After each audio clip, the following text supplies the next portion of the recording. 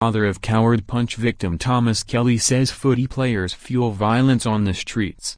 The father of cow.ard-punch victim Thomas Kelly has claimed street violence is fueled by acts of aggression on the footy field in the wake of Andrew Gaff's strike on opponent Andrew Brayshaw.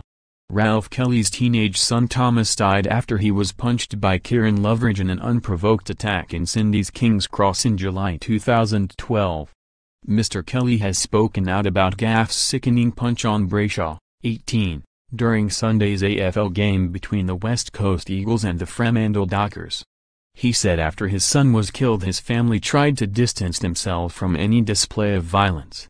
But incidents like this cut through what we think is our impenetrable iron jacket like hot knife through butter, leaving behind a sick feeling in the pit of your stomach.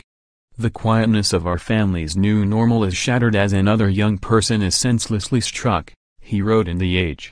Players must understand that their behavior goes well beyond the boundaries of the stadium, it transverses a whole community.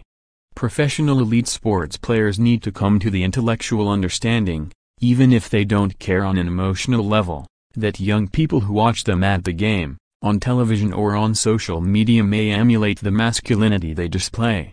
Thomas Kelly suffered catastrophic head injuries after Loveridge punched him in an attack in Sydney's red light district in 2012. His life support was turned off 2 days after the punch. His parents Ralph and Kathy became advocates for action to curb alcohol-fueled violence after his death, and campaigned for the introduction of Sydney's lockout laws. Gaff was suspended for 8 games for punching Brayshaw in the face, an attack which broke the youngster's jaw and severely damaged 3 of his teeth. Gaff pleaded guilty to intentionally striking Brayshaw during the rivalry game between the West Coast Eagles and the Fremantle Dockers. The West Coast star was handed down the longest suspension in AFL history when he was controversially banned for 8 matches. Gaff's suspension means he will be unable to play for the Eagles in 2018. And will likely miss at least 2 games at the start of next season.